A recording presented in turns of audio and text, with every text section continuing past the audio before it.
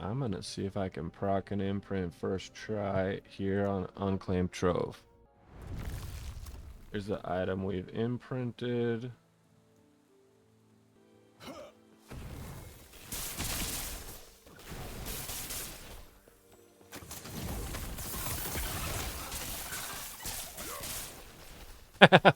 Second chest. What is up? It's your boy Borkus. Today I'm going to show you everything you need to know about imprinting in Last Epoch. This is probably one of the most misunderstood yet most important features of the game when it comes to progressing your character, especially in endgame when you need those super insane exalts that are like really crazy to drop naturally. So let's go over it. I'll just show you a couple examples of a couple ones. So I had this wand imprinted. It's not triple T7, but it was good enough to try. It had some of the stats that I wanted. So this imprint procced a few times. I didn't save all of them because I crafted some of them, but here's an example of one that dropped from it. So it copied some of the stats, but not basically more. It's more about the tiers of the affixes than the specific stats. I think this one procced from it too, and this one as well, all from the same proc. There was one more that I crafted somewhere, but this dual T7 might be a better imprint if you're going for dual T7 stuff. So let's get into the specific imprints and what they do. So in your tree, these are all very different ones, starting with this one here. So this one, weapon or jewelry. You can only put weapon or jewelry, but offhands work here. Shields might as well. I haven't actually tried. But I know mage offhands do work here. So weapon or jewelry. So I've got a double T7 item here. And this just barely procced for me. Oh no, there it is. So this procced from that. I crafted it. Don't craft your imprint. Just leave it alone until you have some other ones. I tried rolling this imprint and it bricked, but I kept it anyways just because why not? So let's get into it to help you understand a little bit better. So it's going to copy some of the affixes. If we're talking about uniques, okay, you want to put like high statted or high LP uniques. So in this one here, which procs from lost caches, so think Unclaimed Trove is a really good place to proc this. I literally ran like 4 runs of Unclaimed Trove and it procced like 3 or more times just from this one here. But sometimes it will copy the stats, sometimes it won't. So other times it's a totally different roll, but I've got, you'll notice I've got the 150 LE damage and 80 mana because that's enough that I need. That's like a good roll one that I need. Even though I have a 2 LP version, I need the stats better. But if you're going for higher LP, you probably want to put a higher LP one.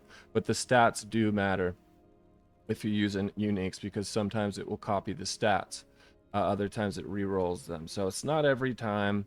But this one procs from lost caches. Really great place. Farm it in that unclaimed trove, like I said. This one here is for echo rewards. So they all kind of work the same way in the sense that they will try to drop same affixes. So I've got dual T7, T6 on here because I need a chest to slam with, basically. So that's what I'm looking for. So if this procs, I could get a dual T7 or a T7 T6 or something like that, or a T7 6-7. But it probably won't have the same stats. Sometimes it rolls a different base and so on. If you're using exalted items, it's not always going to be the same base, but sometimes it does copy it. So it still rolls some things and the stats aren't always going to be the same, but sometimes it will roll the same stats. So don't necessarily worry about having the exact stats you want. I put, like a dual T7 or whatever your highest multi exalted is that you need to slam with in these. when you're farming those. If you're earlier on and you just need uniques with better LP, put your uniques in. They proc like crazy until you get better and better ones, and then put better and better imprints in here. But for end game, you know, you really need better stuff to slam with, and that's when you get into the dual T7, triple T7 stuff. And so this one up here, I don't think I've ever had this one proc. I've got a +4 lightning blast. So the way this one works is that it has a chance to roll a sealed affix. So what you put up here, you don't want to put uniques in here. This one is just for exalts, basically, something that you would actually use. So I've got the helm because I use a crafted helm on my build. A ring would probably also be a really good option for my build because I also use a crafted ring, for example. But it seals the affix. So whatever affix you're looking for. So ideally, what I would get here is that +4 lightning blast as a sealed affix is what I'm going for. That's what I'm targeting with this. So just so you understand, but it could proc with 1 intelligence or 49 increased health regen or 6 fire res as a sealed affix. So that's how this works. It would be probably better to have like a dual T7, so just increase your chances of having an affix sealed that is what you actually want. So that's those. These woven echo ones are super easy. You just have a chance to spawn these echoes as you are clearing the map. So some proc better than others. Rampant Coast procs really pretty easily. Conquered Tower, not too bad. But just the other ones that work really good. So if you're like target farming boss items, use this one here, Collapsing Horizon. So you're trying to farm a good world splitter or whatever.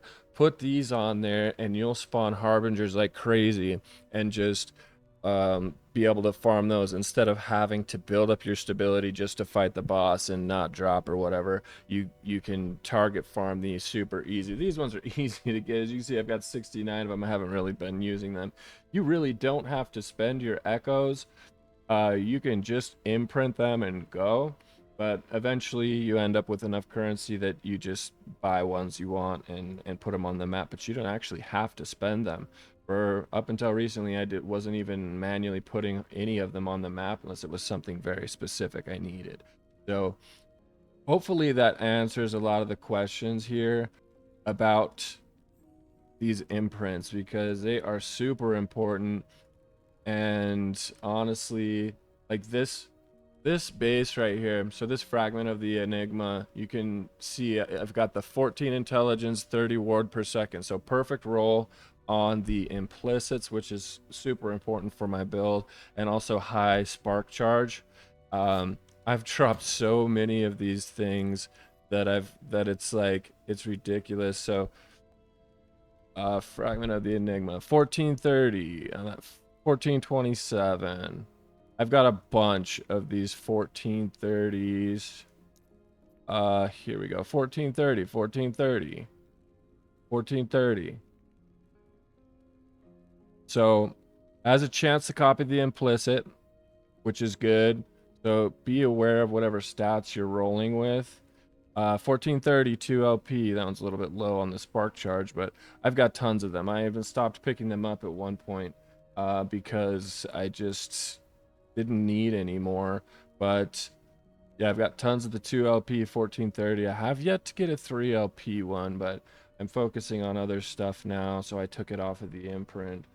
More importantly, to get the exalts that I need to slam with, because those are a lot harder to farm. And if you want to know more about how to get really good exalts to slam with, I've got another video on that, so check that out.